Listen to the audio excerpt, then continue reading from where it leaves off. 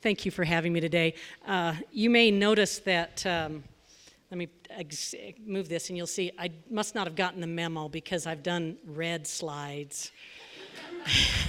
I don't know what I was thinking. I'm seeing some people are sort of happy I've done that, but I hope you'll notice I've got my best blue and white shirt on. So hopefully it'll work out.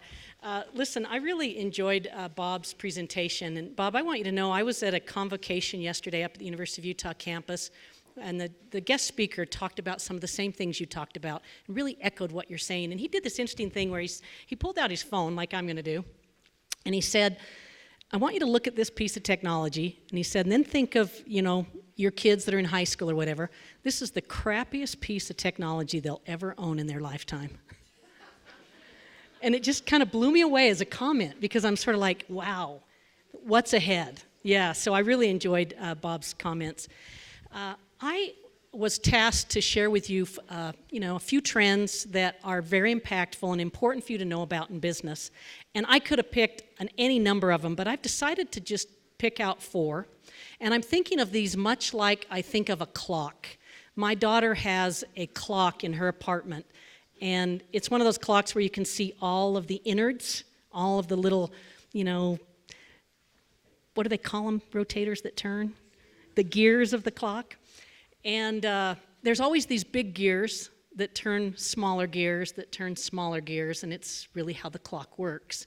And so I'm thinking of the things that I show you as a few of those big gears, that if you understand these big gears, potentially you understand other things that are important to understand. And the first one I want to highlight is this phenomenon occurring in Utah right now where our births have been declining now for 4 years straight. And you kind of see that. I didn't blow this up. I kept the axes at 0, but you can see the subtle turn in births. It's about 5,000 less in the last fiscal year than the prior fiscal year. And what happens when that happens, as you can imagine, you get 5,000 fewer births, and in the year before you had 4,500 fewer, and in the year before you had 4,000 fewer, and all of a sudden you have fewer kids in the school system. And then when you age those out, because we tend to have a lot of natural increase in this state, and we tend to stay here, we have fewer coming into college, and then we have fewer workers. And nothing about this is alarming. It's just very interesting. And it's something that everybody wants to understand. And while it's not related to the next graph I'm going to show you, it raises some questions. So I want to just show you this. Demographers are always looking for exogenous changes that make something happen. And the changing age of LDS missionary service is a thing that rocks demographic trends in the state of Utah.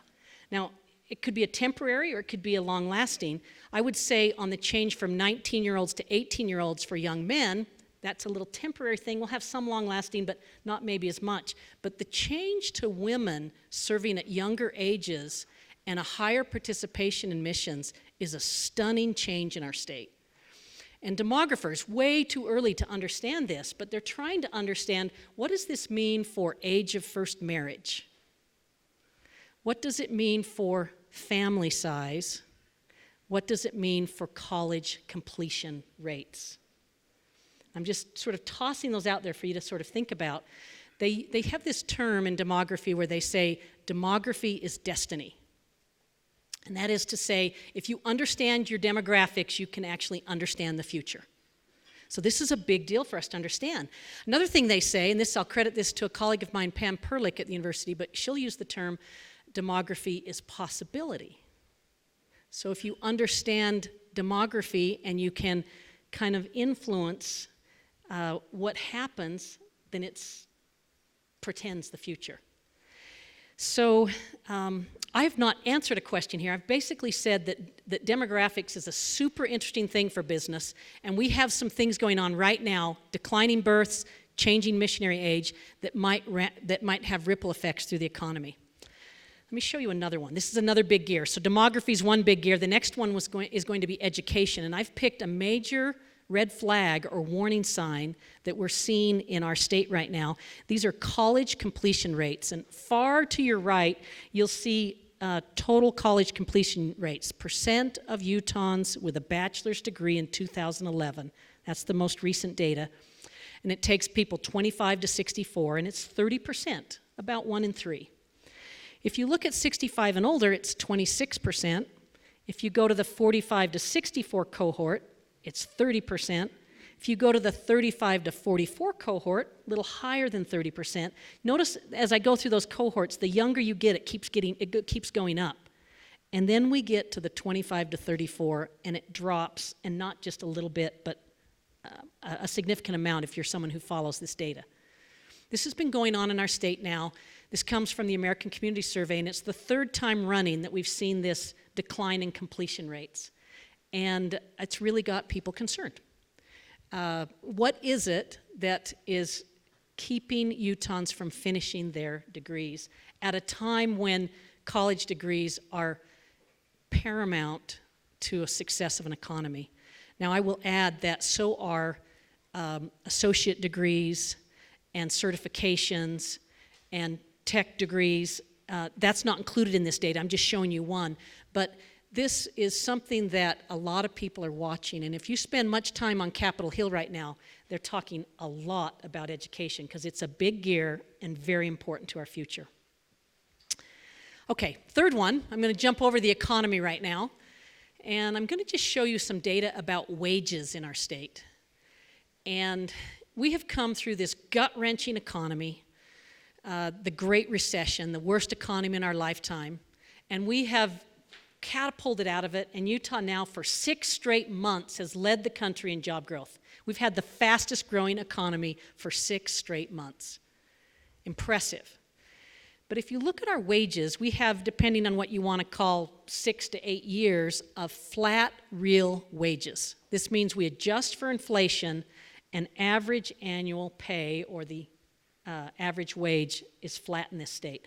Now, I should say to you that it's also quite flat in the nation. This is not just a Utah trend. But it's raising questions about when are companies going to start sharing the bounty of this strong economy. And if I just show you a little table like this, these are some of the labor market indicators. So on the top, you see the unemployment rate for the U.S. and Utah. Very low unemployment rate, 3.6%. When I was in college, I was sort of taught as an economics major that 4.5% was full employment in the economy. Now, a lot has changed since then. Nobody would say that anymore. But 3.6% is extremely low. You always have a little bit because of people changing jobs and some transitionary things, but 3.6% is very low. And then you look at our job growth rate, more than twice the national average at 4.5%. So our historical job growth rate's about 3.1%. So we're doing better than usual, and we're more than twice the national rate. That's July to July, most recent data. How long can this continue, where you have all this job creation and low unemployment rate? They're at odds with each other. And I'm looking for someone to nod here, but in most settings I interact in with their business leaders, they're having trouble finding the workers they need. And it starts, and it's always present in the tech sector, very common in the hourly sector, and it's starting to become very prevalent in the other industries in our economy. And the reason this is a problem is that if companies can't find the workers they need, they can't grow. You have to have labor. And when you have wages that have been flat for all these years, and then look at this stunning graph. This shows since 1985, wages in Utah as a percent of the U.S. And you can see that it's not been a super positive trend. Now, I'd be the first to tell you, don't get too caught up that our wage is only 85% of the national average. We're a younger workforce. We have, some different things about our industries. We have a lot of people who work part-time. This doesn't adjust for that. But I'm just raising the question, as someone who studies the Utah economy, it would actually be good for our economy if companies started to pay more. There would be more disposable income out in the market. It would create some more spending. Right now what we have is a lot of people holding on to money, including companies. And I won't call out anyone from the banking sector that I see in the audience, but I think they'd tell you that deposits are up. They're smiling at me as I say that. We want people to spend. Okay, the last one, the last big gear that I wanted to show you is this notion of major capital investments. And I could pick a few. I used to pick I-15 core, Utah County. But right now I'm picking the rebuild of the Salt Lake City International Airport. It is the largest public works project in our state history. Most people don't know that.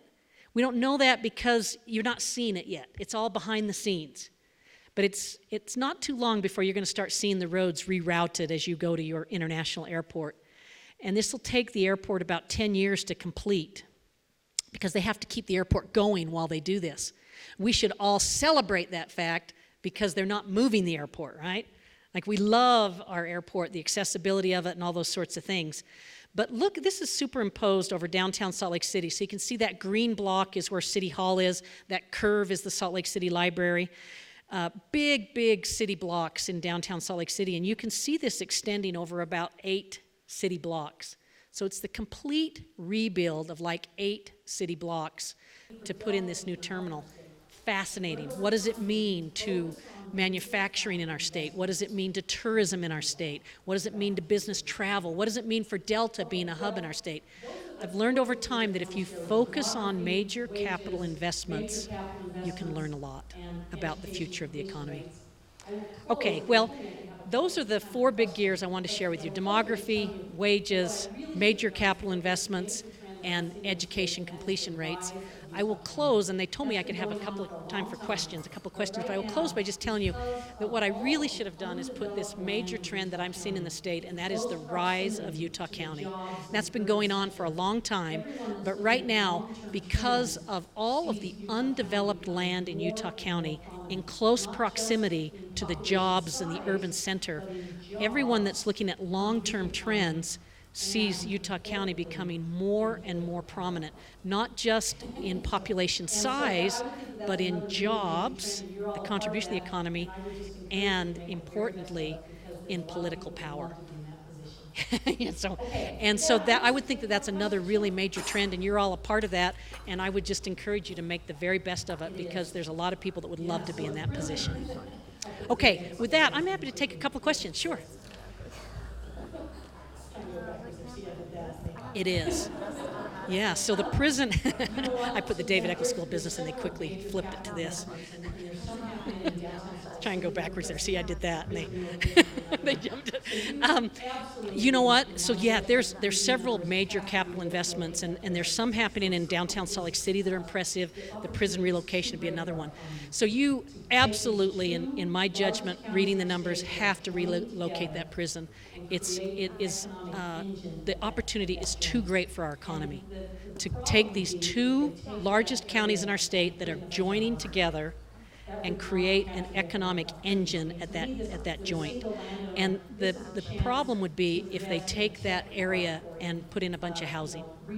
That would not capture the economic opportunity to me. To me, this, with a single landowner, this is a chance to invest in a tech park or in research activities, a public investment combined with private to go do really good things for our state.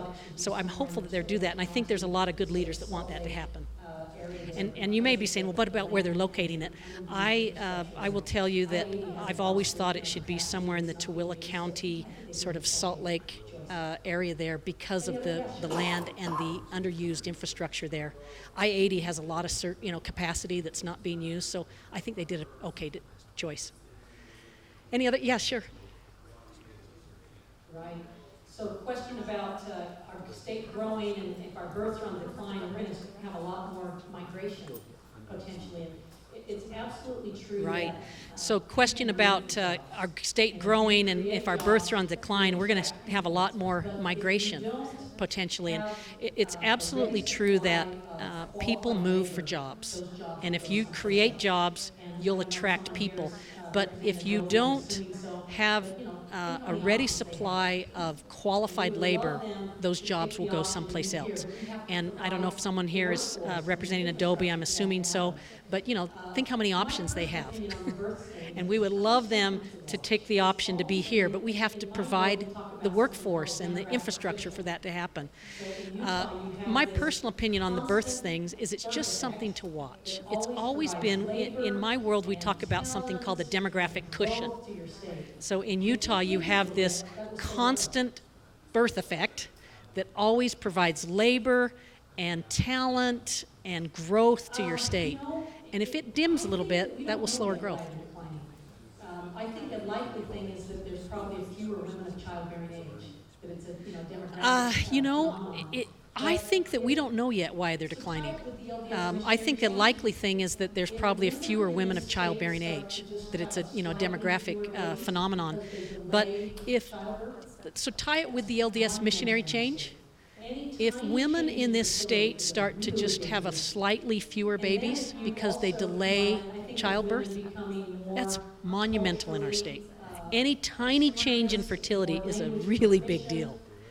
And then if you also combine it, I think of women becoming more culturally experienced, more language proficient, maybe even more independent, more confident. I don't know what it would do.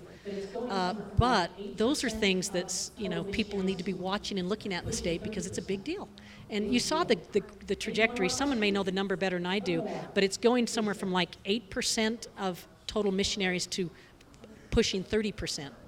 Big deal. Maybe one more question? One more. Please, sir. Startups, entrepreneurship affect the lower completion rate? I think that is a fascinating question. Oh, yeah. So the question was, how much does startups, entrepreneurship affect the lower completion rate? I think that is a fascinating question. And I say that because of the millennials. They're just completely different. I have 2 children who are millennials, and I just can't get over how different they are. I teach a class at the U. They're just so different than what I'm familiar with. And one of their biggest differences is they just have a bunch of chutzpah. They think they can just go change the world. And I think that could be a really big contributing factor to the not completing their degree because they are self-learners, self-taught, highly motivated, and there's opportunities and they go take them. But I would really warn people about that because I think formal education still has a very important role in our economy. Okay, it's been a pleasure to be with you. Thank you for the time.